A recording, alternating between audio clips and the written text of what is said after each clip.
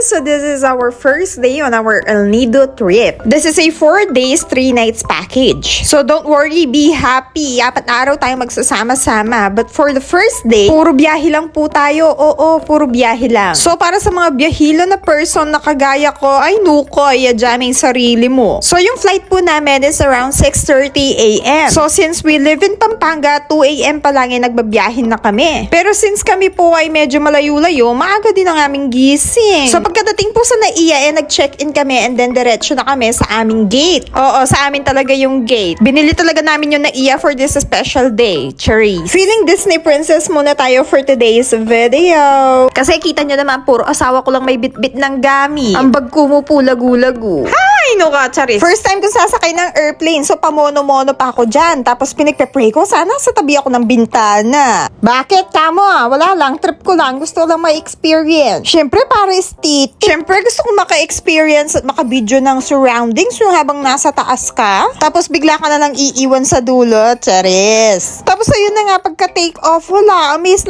lang ako sa aking nakikita. The clouds, the sky, the buildings, the people. Ang galing ni Lord, no? Ang ganda-ganda. Diyos ko, parang mahahawakan mo na nga dito yung mga clouds, diba? Pagkadating ka sa part na yan, wala na, nananahibik na ako. Chinchikahan ako nitong asawa ko. Wala, hindi ko na siya pinapansin. Another bucket list. Unlocked na naman tayo. Diyos mio. Kenina ako mo, bala na ko ken Pampanga. Charis. Luwin mo naman kasi, oh. Kalagong-kalago. Hanggang aldoldo, hindi nga kakit ko. Okay na ako. Yung biyahe nga from NAIA to Palawan only takes 1 hour. Maluping lagu-lagu ko ken pa magbiyahe mo, ka. And then finally, Finally, we have arrived in Puerto Princesa Airport. Oh, akala nyo, tapos na. Hindi pa tapos yan. Magbabiyahe pa tayo ng 6 na oras through van in order for us to arrive in El Nido, Palawan. Medyo nagugutom na kami dyan, pero luckily nakapagbaon kami at dumaan kami sa isang fast food chain. So, medyo meron kaming tawid gutom dyan.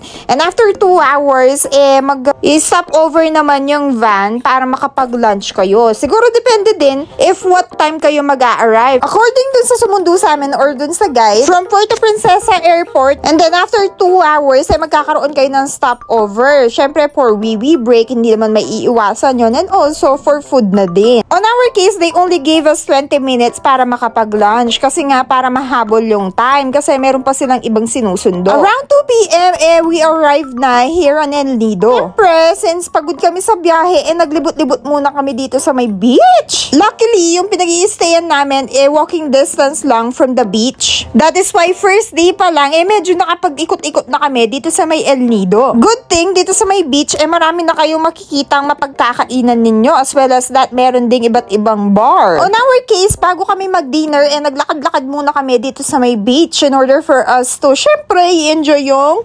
surroundings. If magdi-DIY ka, pagdating dito naman, marami namang mag-aalok sa'yo ng mga packages for tours. Sa daan naman, makakakita kayo ng mga iba't ibang food like ihaw-ihaw, most especially mga seafoods. So, medyo expensive lang, pero nasa sa inyo naman if you will build it. And also, by the time na dumating kami, umuulan nga din dito sa may El Nido. Actually, pagbaba pa lang ng airplane. So, ayun nga, pagbaba pa lang ng aeroplano, ramdam mo na nga na umulan kasi, syempre, umuulan. Ano ba? Huwag niyo akong pinahihirapan. Charis. Natanong pa nga namin sa driver, may bagyo ba? Kasi nga, baka madismaya lang kami sa aming vacation. As far as they know daw, wala namang bagyo. Habang nagpapahinga nga kami dito sa may daan, nakita pa nga namin to. Since hindi pa nga kami masyadong nagugutom, nakakita kami ng may shawarma dito sa may daan. Since maraming nakapila, trinay na nga namin. Ay nuka, bauna pa mo, kanyama na ng kanyama. Habang kinakain nga namin tong shawarma, naglakad-lakad pa nga kami dito sa may Central. And obviously, most of the people here are foreigners. Sino ba namang hindi mai-inlove sa El Nido? Nuka. Actually, sa may part na nga ito, hindi masyadong marami yung tao. Ang main goal lang namin makarating ulit dun sa may beach. Kasi nga, ang goal namin makakain sa harap ng beach. Nuka,